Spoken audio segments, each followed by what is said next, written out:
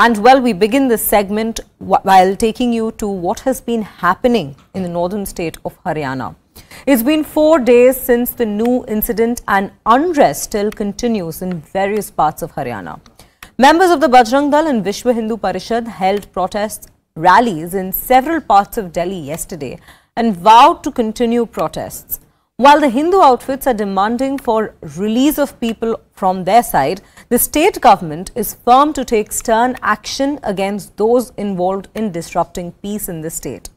Meanwhile, Haryana Chief Minister Manohar Lal Khattar has warned of strict action against perpetrators and said that the government won't spare the guilty and has assured compensation to the victims.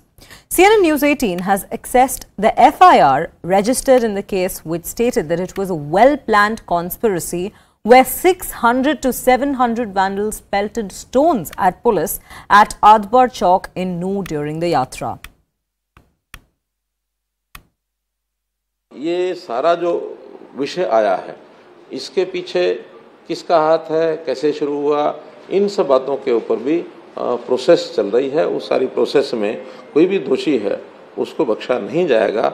ये सारी योजना हमारी इसमें बनी है। नू में जो लॉस हुआ है, नुकसान हुआ है, प्रॉपर्टी का भी वहाँ जान माल सब नुकसान हुआ है, तो जान के नाते से अलग घोषणा करेंगे, लेकिन उनका जो माली नुकसान है, गाड़ियाँ फूकी हैं, कुछ और एसेट्स जो दुकानें हैं, तो उसका भी इसी पोर्टल में एक प्रकार से जानकारी लेंगे और उसी आधार पर उसकी भी स्कीम बना करके उनको सबको दिया जाएगा। देखिए, जहाँ तक मोनू मानेसर की बात है, मोनू मानेसर के खिलाफ जो पिछला केस FIR वो राजस्थान सरकार की है।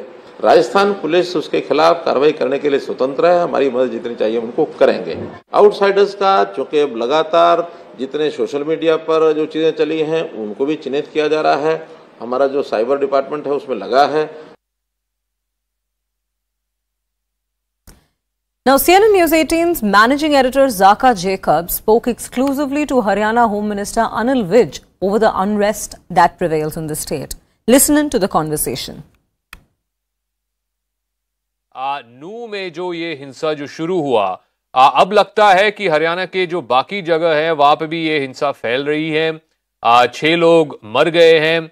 आप कह रहे हैं कि 100 से ऊपर लोगों को आपने गिरफ्तार कर दी, राउंड अप कर दी, 40 से ज्यादा FIRs भी दर्ज किया। लेकिन ये बताइए, 3 दिन से और अलग अलग जगहों पे हिंसा फैल रही है, क्या ये पुलिस और प्रशासन की तरफ से विफलता नहीं है? हम क्यों ये माने कि आप लोगों ने ठीक किया या आप लोगों ने सही काम किया? ये तो पूरी तरह से आप फेल हो गए।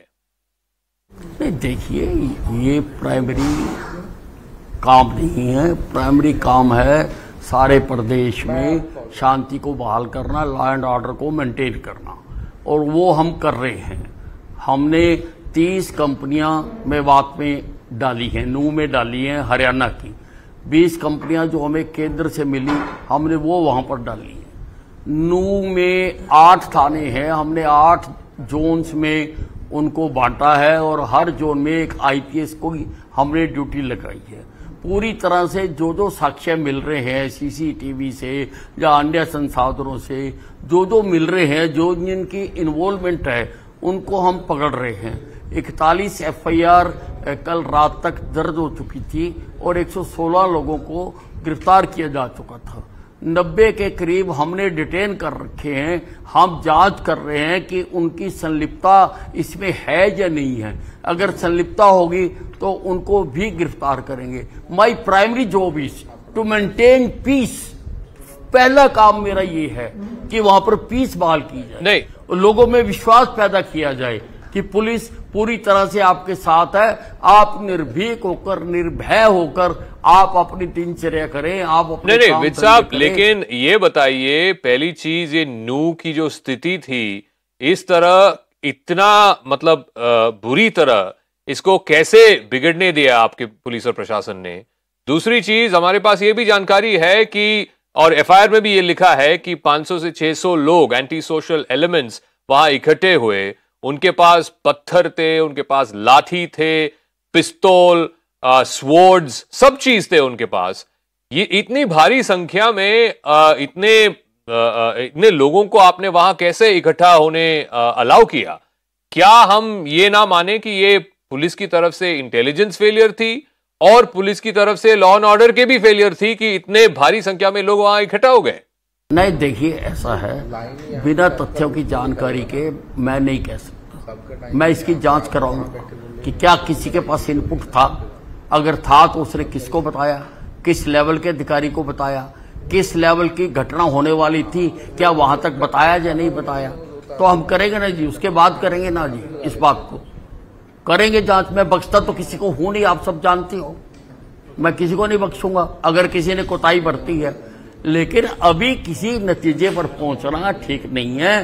हाँ, एक बात जरूर लगती है कि किसी ने मास्टरमाइंड किया है, क्योंकि साइमल्टेनियसली कई स्पॉट के ऊपर हिंसा होना ऐसा कभी दंगों में हुआ नहीं करता जब तक कि उसकी प्लानिंग ना की गई हो। ऐसे नहीं हो सकता कि मैंने गुड़गांव से पुलिस भेजी और बॉर्डर पर ही उन्होंने गोलियां चला दी।